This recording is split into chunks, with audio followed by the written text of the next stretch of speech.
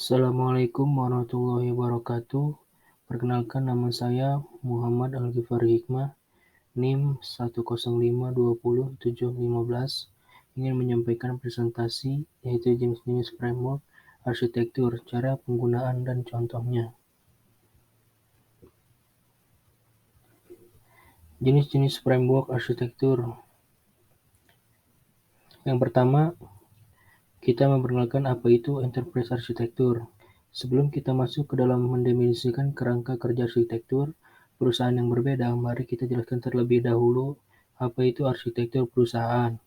Enterprise arsitektur atau EA adalah praktik mengidentifikasi, merancang, dan menerapkan struktur dan operasi organisasi bisnis.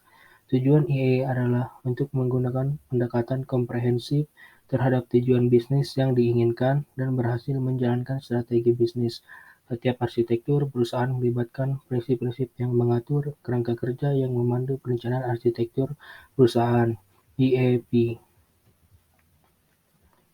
Kerangka kerja EA membantu bisnis menjalankan dan mempertahankan transformasi digital karena mereka terutama bertanggung jawab untuk menghadirkan para pemimpin TI dengan aplikasi lama yang lebih baru untuk mengalahkan gangguan bisnis yang relevan.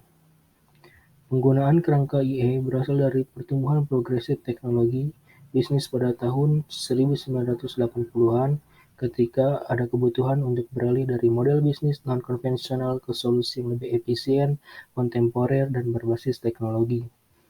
Banyak prinsip metode yang digunakan dalam kerangka kerja EA saat ini dapat ditemukan dalam kerangka kerja arsitektur IS dan TI yang berlaku pada dekade itu dan dekade berikutnya. Tak lama kemudian, proses transformasi bisnis menyebar ke semua industri, bukan hanya teknologi informasi. Secara signifikan, area fungsional yang berbeda dari suatu organisasi menginterpretasikan konsep EA dengan cara mereka sendiri. Misalnya, profesional TI menganggap strategi arsitektur perusahaan sebagai penyelesaian infrastruktur, aplikasi, dan komponen manajemen yang jelas. Sementara arsitek perusahaan fokus pada analisis struktur bisnis dan metode kerja untuk mengimplementasikannya. Empat kerangka utama EA. Ada banyak kerangka kerja berbeda yang dirancang untuk jenis organisasi tertentu. Masing-masing berfokus pada elemen proses bisnis tertentu. Misalnya, beberapa kerangka kerja EA menampilkan metode dan metodologi yang ditujukan untuk memperkuat konsistensi antara berbagai bagian dari perusahaan yang menyeluruh dan biasanya cocok untuk organisasi yang lebih besar dengan banyak bagian yang bergerak. Sementara yang lain dirancang untuk usaha kecil, menengah, mengajar model arsitektur yang fleksibel dengan tingkat koneksivitas yang kuat antara layanan bisnis, fungsi, saluran data, dan orang yang terlibat.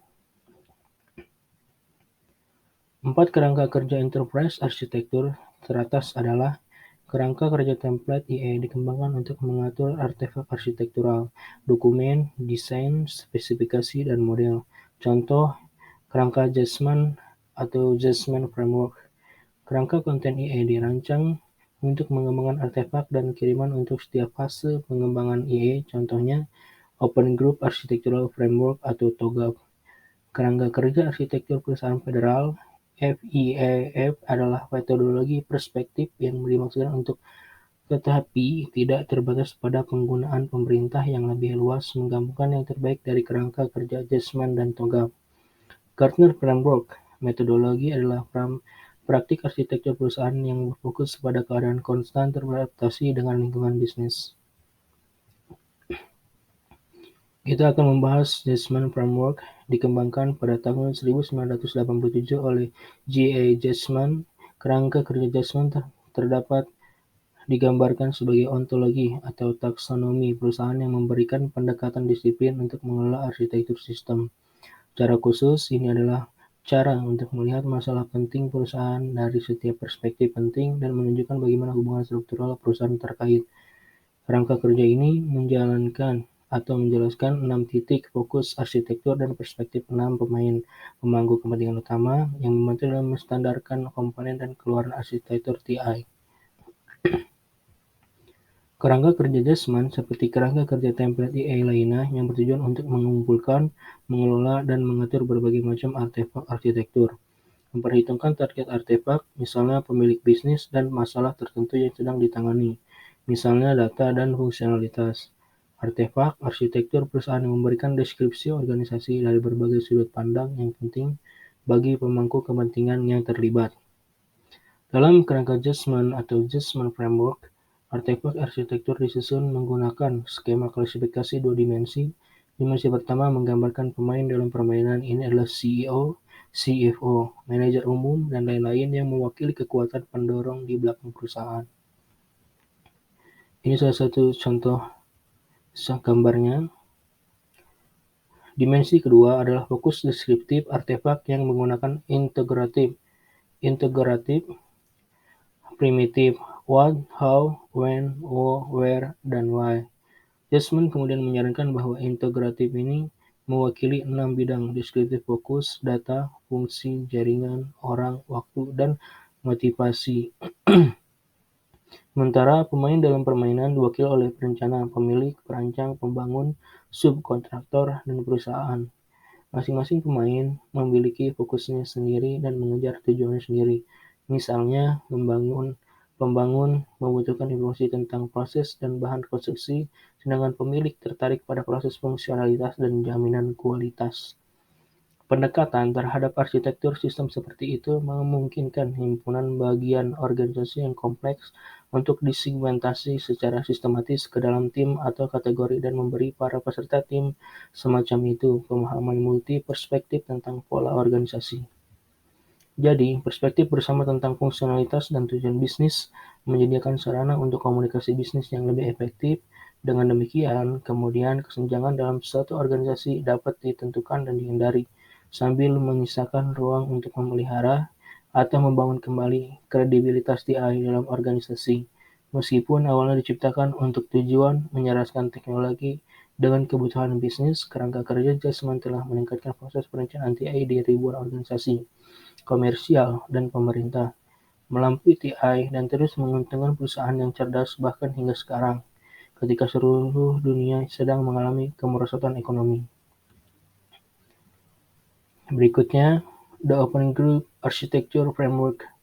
Kerangka kerja arsitektur grup terbuka (TOGAF) dianggap sebagai salah satu struktur kerangka kerja paling umum yang digunakan di industri bisnis saat ini.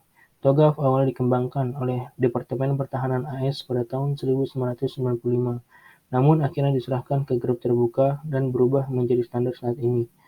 Open Group mendefinisikan kerangka kerja TOGAF sebagai standar de facto dalam praktik EE dan menggunakan pendekatan menyeluruh termasuk proses, langkah, dan panduan untuk mengembangkan artefak dan kiriman untuk setiap fase pengembangan. Ini salah satu gambarnya. Salah satu manfaat utama TOGAF adalah dapat disesuaikan dengan kebutuhan organisasi. Sekali arsitektur dikembangkan, dapat diluncurkan ke departemen organisasi dalam siklus iteratif tanpa banyak modifikasi. Ini menetapkan proses dengan beberapa pos pemeriksaan dan memastikan kesalahan minimal untuk sebagian besar kasus aplikasi.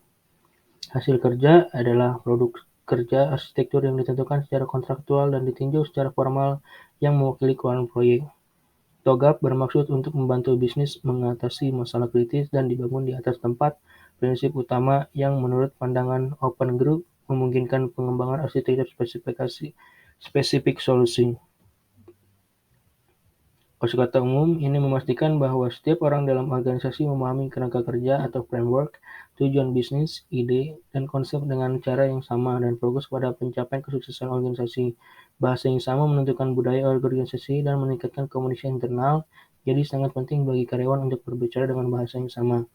Penggunaan non-komersial. Kerangka arsitektur TOGAF gratis untuk perusahaan yang memiliki prioritas non-komersial. Untuk organisasi yang ingin menggunakan TOGAF untuk tujuan komersial, grup terbuka memiliki persyaratan tertentu. Yang paling penting adalah memiliki standar TOGAF dan lisensi komersial tahunan versi 9.2. Manajemen sumber daya efektif, mencapai ROI yang dapat dibuktikan. 4 tujuan utama yang tercantum di atas adalah hasil teoretis dari penggunaan TOGAF. Untuk mencapainya, Anda perlu mempelajari 3 pilar utama yang kerangka kerja. Pilar ini membantu merancang proses yang terorganisir dan menggunakan teknologi perangkat lunak yang selaras dengan tujuan dan sasaran bisnis. Sekarang mari kita lihat 3 pilar utama framework arsitektur TOGAF. Yang pertama, domain arsitektur perusahaan. Setiap arsitektur perusahaan berisi 4 domain: bisnis, data, aplikasi, dan teknologi, yang merupakan himpunan bagian dari keseluruhan EA. Ini adalah representasi parsial dari keseluruhan struktur organisasi. Berikutnya 1.1 arsitektur bisnis menjelaskan strategi bisnis organisasi, proses bisnis, dan utama standar. Berikutnya 1.2 arsitektur aplikasi menjelaskan sistem aplikasi, interaksinya, dan hubungannya dengan proses bisnis penting dari suatu organisasi. Yang berikutnya arsitektur data menjelaskan struktur aset, data, fisik, dan logis, serta sumber daya manajemen data.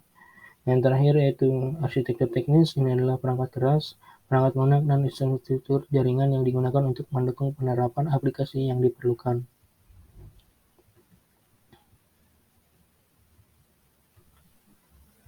Yang kedua, metode pengembangan arsitektur (ADM). Ini adalah komponen inti TOGAF yang menggunakan rekayasa kinerja untuk menentukan proses pengembangan arsitektur TI. Secara khusus, ini berisi 6 bagian arsitektur yang memberikan sisi, model, dan pola untuk mengelola siklus hidup arsitektur perusahaan. Yang ketiga, kesinambungan perusahaan. Ini adalah framework in a framework yang digunakan untuk mengklasifikasikan artefak arsitektur yang terkait dengan konteks arsitektur perusahaan secara keseluruhan. Secara khusus, kerangka kerja mengkategorikan repositori virtual dari aset arsitektur, seperti deskripsi di arsitektur, standar, model, referensi, dan struktur organisasi yang digunakan baik di dalam perusahaan maupun di industri TI pada umumnya. Enterprise kemudian menentukan artefak arsitektur mana yang akan dimasukkan ke dalam arsitektur repository untuk digunakan kembali.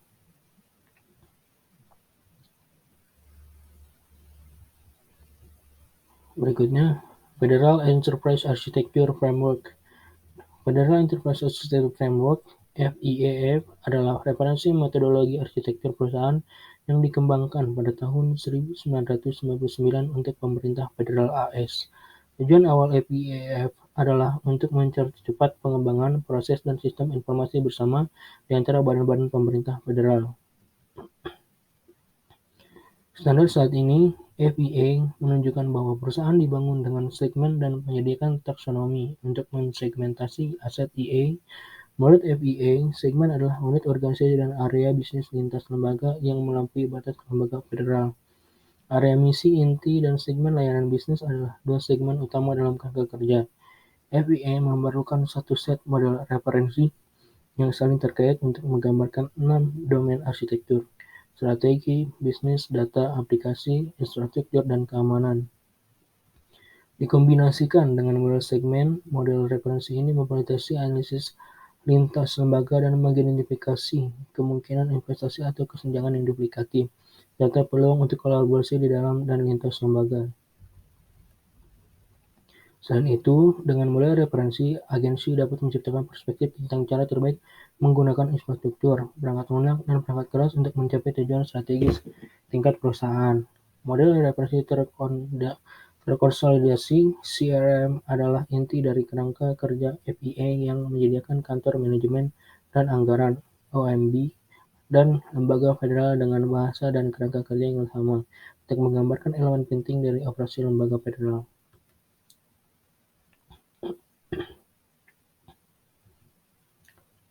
Gartner Framework. Last but not least, kerangka Gartner adalah kerangka IE umum yang dibuat pada tahun 1985 yang bukan merupakan taksonomi seperti Jasman atau proses seperti TOGAF atau metodologi lengkap FEA. Sebaliknya, ini didefinisikan sebagai praktik oleh salah satu perusahaan penelitian dan penasihat TI terkemuka di dunia, Gartner. Gartner Inc. memperkenalkan spesialis yang berkualifikasi baik di industri TI dan memiliki secara panjang dalam komunikasi organisasi yang efektif, jadi tidak mengherankan hal ini berdampak besar pada pengembangan EA. Komunitas Gartner mendorong kolaborasi dan komitmen bersama menuju tujuan dan visi tunggal. Khususnya, ini berfokus pada gagasan menggabungkan pemilik bisnis, spesialis informasi, dan pelaksana teknologi dalam satu kesatuan. Menurut gagasan itu, jika Anda dapat menyatukan 3 konstituen ini di sekitar tujuan bersama, Anda telah berhasil. Gartner mengukur kesuksesan dalam istilah pragmatis, seperti mendorong profitabilitas dan bukan dengan taksonomi brilian yang mengajarkan artefak arsitektur. Dengan kata lain, arsitektur perusahaan yang hanya sekumpulan artefak kaku tidak berguna dan tidak akan pernah mendorong nilai bisnis. Metodologi praktik Gartner saat ini menunjukkan bahwa arsitektur adalah kata kerja, bukan kata benda, yang menjalankan bahwa ini adalah proses berkelanjutan untuk menciptakan dan memanfaatkan artefak IE yang memberi arsitektur pergerakan dan vitalitasnya. Menggunakan metodologi ini dengan fokus pada 3 entitas inti, kerangka kerja ini merancang visi arsitektur perusahaan dan memastikan bahwa setiap orang dalam organisasi memahami ruang lingkup dan sifat strategi IE. Begitu organisasi memiliki visi bersama tentang masa depan, organisasi dapat memberikan implikasi visi ini pada arsitektur bisnis, teknis, dan solusi perusahaan.